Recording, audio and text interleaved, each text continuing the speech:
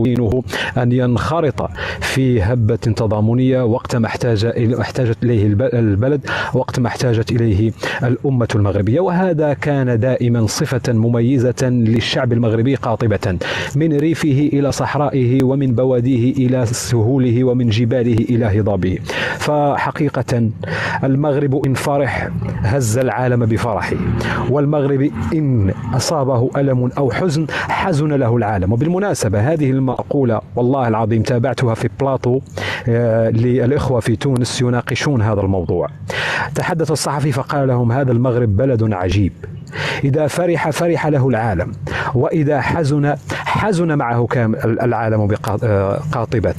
وهو هذا ما رأيناه حتى من المشاهير العالم ومن أغنياء العالم ومن مؤثري العالم، أنهم كانوا من السباقين ممن واسوا أو تحدثوا أو يعني أشاروا إلى مواساتهم وتعازيهم للشعب المغربي. بالإضافة إلى أن المغاربة تعرفوا على مكانة بلدهم بين الأمم، فأزيد من 80 دولة عرضت المساعدة والدعم للمملكة المغربية إن احتاج إلى ذلك. وحتى طريقة تدبير المملكة المغربية لهذه الأزمة حقيقة تجعلنا نفتخر أن المملكة المغربية بإمكانياتها وبشعبها وبقدراتها كانت على المستوى المطلوب رغم محاولات النظام الحركي والدمية التي تسيره الإعلام في فرنسا. وأنا أعتقد الإخوة المغاربة أنكم يجب أن تراجعوا جيدا هذه المحنة لتعلموا حقيقة وتصلوا إلى قناعة راسخة أن من يسير هذا النظام الحركي هو فرنسا، لأنه هناك اتفاق تام في خطاب الإعلام الفرنسي والخطاب الإعلام الجزائري في تشويه المملكة المغربية وتبخيس مجهودات الشعب المغربي ومجهودات المؤسسات والقوات المسلحة والأطر الطبية، وكل شيء يحاولون تبخيسه وبالضبط الإساءة إلى ملك البلاد. جرائد الفرنسية والجرائد الجزائرية تضع صورة ملك البلاد وتحاول تشويهه عن طريق صناعة صور كاريكاتورية للإساءة إليه.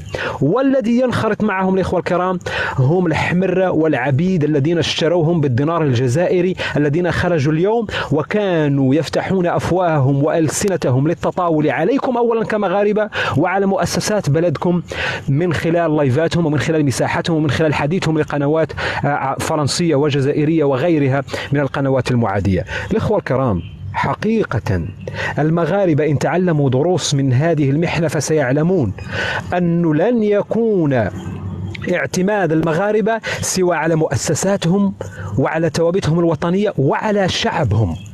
أما أن ننتظر من أحد آخر أن يكون عونا أو سندا في هذه المحن فأعتقد أن هذا ضرب من ضرب الخيال. وأيضا هذه المحنة فضحت أو أكدت للمغاربة الذين ما زالوا ينظرون إلى خطاب ما يسمى عندهم بالمعارضين وهم خونة عبيد تم شراؤهم للضرب في صميم الوحدة المغربية وفي صميم ثوابت البلاد. هؤلاء في هذه المحنة أثبتوا فعلا أنهم عبيد تعطاهم أوراق مكتوبة لما سيقولونه ولما سيتحدثون عنه وكيف يسيئون لكم ولشعبكم ولقيادتكم ولمؤسساتكم ولبلدكم. هل هؤلاء الذين يتحدثون باسم الشعب المغربي، بالله عليكم إخوتي المغاربة، هل قاموا بمبادرة تظهر فعلا أنهم يحملون هم المغاربة؟ هل قاموا بأي مبادرة أو شيء يظهر حقيقة أنهم قلبهم ووجدانهم على المغاربة المساكين الضعفاء المهمشين كما يسمونهم هم؟ لا وألف لا. كل ما استطاعوا القيام به إخوتي الكرام هو الضرب واستغلال المآسي وركوب الموجة للضرب في توابتنا الوطنية والضرب في مؤسسة الملكية في البلاد، لأنها العقدة الأبدية للنظام الحركي ولصنيعته أو الذي صنعه النظام الفرنسي. ماكرون وجه خطاب للمغاربة والمغربيات ولم يذكر المؤسسة الملكية.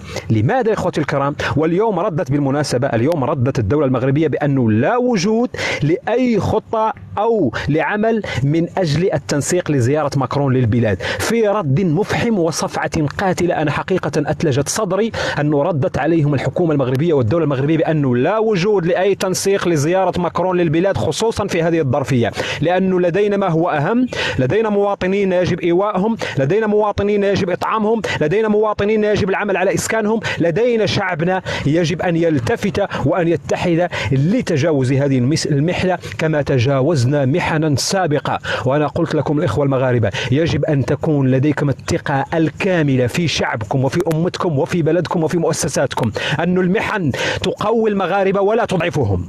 المغاربة أمة عبر التاريخ، واقرأوا تاريخكم، أنها الأمة المغربية تمرض ولكنها لا تموت، والمحن والله إنها لتعود علينا بالخير. أولا هؤلاء سكان الجبال وسكان الريف ستكون لهم التفاتة قوية ليكونوا أو ليعيشوا أو لتضمن كرامتهم، وأيضا ليندمجوا في إطار ما وصل إليه المملكة المغربية في المدن التي تعرف ازدهارا اقتصاديا وما إلى ذلك. لكن الريف حقيقة والأرياف عامة، أنا أتحدث عن البوادي والقرى والجبال والمناطق التي للأسف الشديد صعوبتها التضاريسية تبعد اندماجها الاقتصادي في المنظومة الاقتصادية للمغرب. فبالتالي أعتقد أن هذه المحنة الإخوة الكرام ستكون فال خير على هؤلاء الناس، وأيضا أظهرت للمغاربة كم أننا متحدون، بالرغم من أن البعض كان يلعب ويحاول اصطياد في المياه العكرة أن يقسم بين الأمازيغ وأن يفصل بين العرب وأن يفصل بين القبائل، وأن يحاول أن يوصلون إلى قناعة يجب أن تأتي بشهادة الأضيئين حتى نعرف من أنت. وأعتقد أن هذه المحنة كانت ردا صاعقا لهؤلاء الناس ليعلموا أننا أمة واحدة بعربنا، أمازيغنا، بدياناتنا، بثقافاتنا المختلفة، بلغاتنا المختلفة. وأيضا هذه المحنة ردت على من يسمون أنفسهم صحراويون وهم بالله تالله لا نعرفهم أصلا ولا فصلا، أبناء مخيمات الوحدة لا نعرف أصلهم ولا فصلهم. الصحراويون في الداخلة والعيون وبجدور والسمارة وغيرها من مدن الصحراء كانوا من السباقين المجندين الذين تجندوا لإرسال الدعم والمواساة والتضامن وكل ما يحتاجه إخواننا الأمازيغ الذي يسمونهم هؤلاء الحراطين العبيد، يسمونهم شلوح ونفتخر أنهم فعلا شلوح وأمازيغ، فكانوا سندا ودعما لإخوانهم في الجبال وفي غيرها. إخوتي الكرام، هذه المحنة هي دروس تستقى وعبر يجب أن نسعى دائما إلى أن نحافظ عليها. صفة التضامن هي من مميزات وقوة هذه الأمة، صفة التضامن هي فخر وهي نياشين نعلقها على صدور كل مغربي ومغربية. وأنتم رأيتم الأطفال شاركوا في هذه الشباب شاركوا في هذه الهبة التضامنية. كل مؤسسات بلدنا كانت مشاركة في هذه الهبة التضامنية. فبالتالي صفة التضامن يجب على كل مغربي ومغربية وأب وأم أن يسعى دائما إلى أن يزرعها في أبنائه، لأنها واحدة من لبنات ومن مميزات ومن قوة هذه الأمة أننا في المحن نجد بعضنا بعضا مساندين داعمين واقفين حتى نتجاوز هذه المحنة، وتجاوزناها ولله الحمد. اليوم والبارحة كان العمل على بناء مدارس للأطفال بعد أن تم الاطمئنان على إيواء جميع الأسر التي بلا مأوى. وأعتقد أن العمل الآن الإخوة الكرام سيكون من أجل الوصول إلى إقناع سكان المناطق الوعرة جدا ببناء قرى نموذجية. وأيضا يجب على المغاربة أن يسعوا إلى الانخراط في صندوق الدولة التي وضعته، ولله الحمد وصلت قيمة التضامنات الآن 6 مليار درهم، وهو رقم كبير جدا وفي ارتفاع مستمر. وأعتقد أن المغاربة كانوا في مستوى تطلعات القيادة الملكية وفي مستوى تطلعات الشعب المغربي، فكل الفخر والاعتزاز والامتنان والشكر لكل شمال المملكة ولكل جنوب المملكة ولكل وسط المملكة من طنجة إلى القويرة. دام عزكم وفخركم، بالله تالله إني لأفخر أني مغربي وأني منكم وأنتم مني. تحية طيبة أخويا ياسير، وكل الشكر والتقدير الإخوة الكرام. مواطن، كلمة جميلة جدا وكلمة جد معبرة، جزاك الله. مواطن خويا الرأي المغربي، قلت له الله يحسن عوانك، انا تصويرتي راه عند غرب الغربل في الصالون مضويه الصالون. من جهة الحب أخويا مواطن، من جهة الحب راني كنفكر فيك راك عزيز. صافي الحمد لله. تعرف شكون راه تعرف الطالون تاع غربر غربر شكون فيه؟ ولا فيه سي ياسير سي ابرنوس ومواطن البوغوس. وريلو غربر غربل. الله يبارك اخويا مواطن، الله يبارك اخويا. لا انا راه درت لك على من جهة الحب، راك عارف راه كيمحن الحب اخويا، سول مجرب واللي عايشو.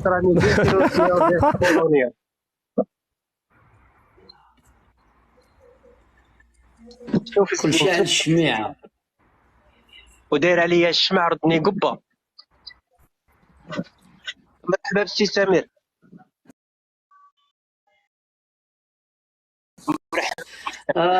معنا سمير اللي هو من القبائل. انا اللي بغيت نسول سمير بعد ما نقول له مرحبا بك معنا، نسولو على التعويضات التي منحت للشعب القبائلي بعد الحرائق. واش عندك شي اخبار على مثلا شحال كانت التعويضات اللي منحتها الجزائر الى الشعب القبائلي اللي تحرقت الارض ديالو؟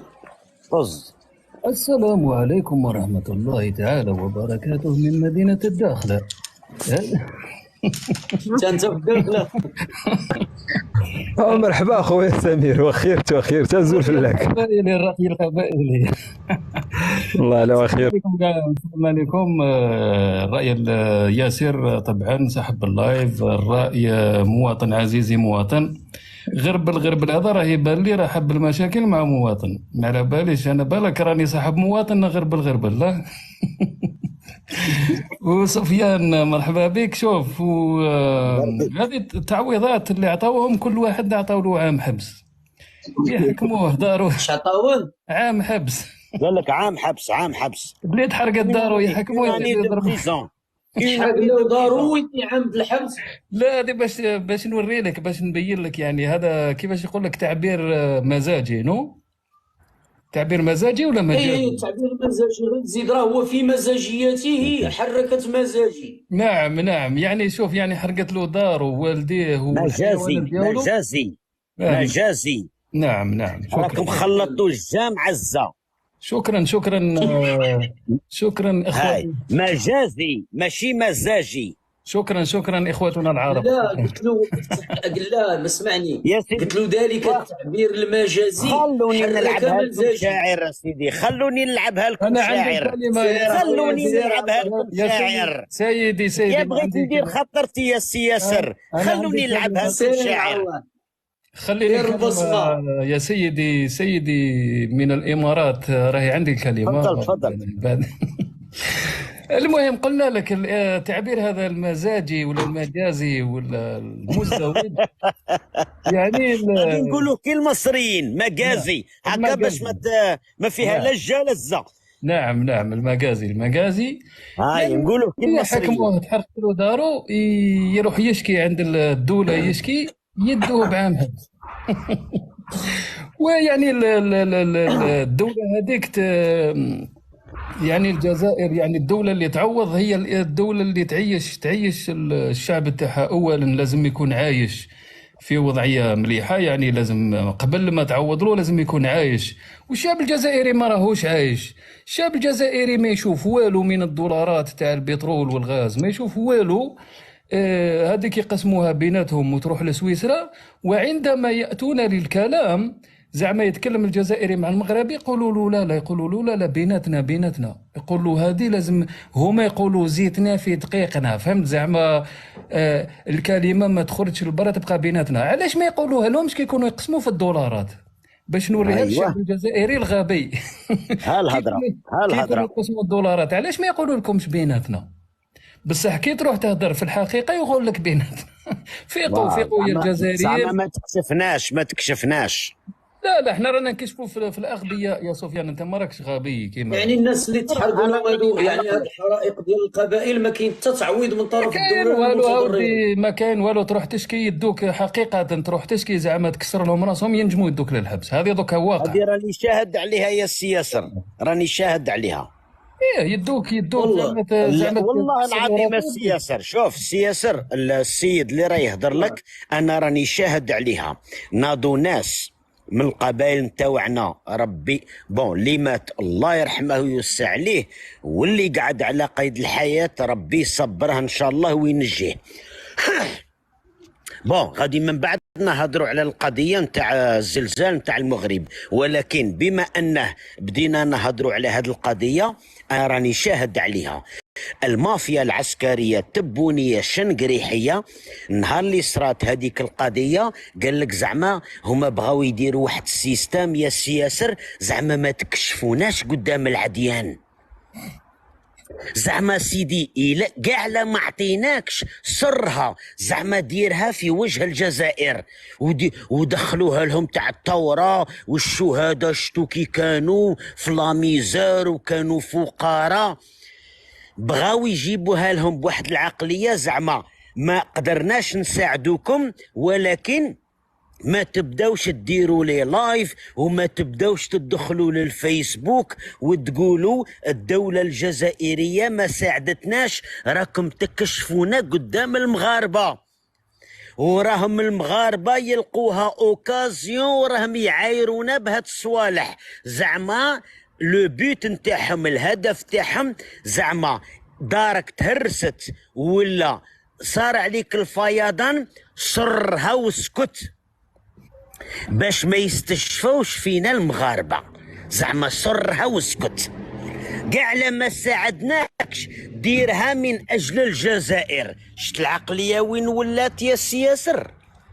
شت العقليه وين ولات؟ زعما بلع فمك صرها واسكت وما كان له تهدر على حقك، باسكو المغاربه غادي يسمعوا وغادي يلقوها كيما نقولوا حنايا سبه، وغادي يبدو يعايرونا بهاد الغلطات نتاوعنا. هادي اول حاجه. تاني حاجه سياسر بغيت نعطي غير واحد الفكره ولو طفيفه خفيفه، ومن بعد غادي نعطي الميكرو لواحد اخرين. اولا وقبل كل شيء سياسر افتخر لان علاش المغرب دروك كما تقولوا نتوما دابا ولا مدرسه نتاع لا موغاليتي ومدرسه نتاع التضامن. المغرب غادي ابارتير دو 2024 غادي يولوا يدرسوا عليه، غادي يوليو يديروه دروس في لي زيكول وفي لي بريمير، وغادي يولي اكزومبل نتاع التضامن. عمرنا في حياتنا صراو كوارث من سيدنا ادم الى يومنا هذا، راه الدنيا معروفه بالكوارث، سي با لا بروميير فوا اللي صرات في المغرب، راهم الكوارث صراو في تركيا، الجزائر، ماريكان، الجابون، راهم ومن بدايه الانسانيه. ولكن هاد الكارثه اللي صرات في المغرب راه المغاربه عطاو دروس دي لوسون. المغاربه ولاو درس ولاو حكمه يقتدى بها. الناس غادي تولي مين تبغي تمد اكزومبل على التضامن ولا تمد اكزومبل على لا سوليداريتي نتاع الشعوب غادي يولوا يهضروا بالمغرب. تعرف راكم قدمتوا، شوف سي ان مال كي غامني ان بيان، راه حاجه تاع زلزال، ولكن راها جابت لكم يا السياسر، راها جابت لكم صوالح ايجابيين. الناس دات علي شعوب العالم باسرها راهم يهضروا عليكم في التلفزه. ما نهضروش على تاوعنا الخبثاء تاوعنا المجرمين تاوعنا العصابه التبونيه، هادوك سي با ان اكزومبل. انا راني نهضر لك على الشعوب نتاع العالم، وليتو ان اكزومبل. الناس راها كي تهضر على تضامن الشعوب يقولوا المغرب، المغاربه بيناتهم راهم ديجا كفاو وقدروا كيفاش يصلحوا الدوله بروحها بقت حايره. الدوله المغربيه راها تقول لك الشعب هو اللي قضى الغراض. ما خلاوش لو طون، ما خلاوش الوقت للدولة المغربية باش تقضي الغرض، غير الشعب بيناتهم قضى الغرض. صح، خلينا من القضية نتاع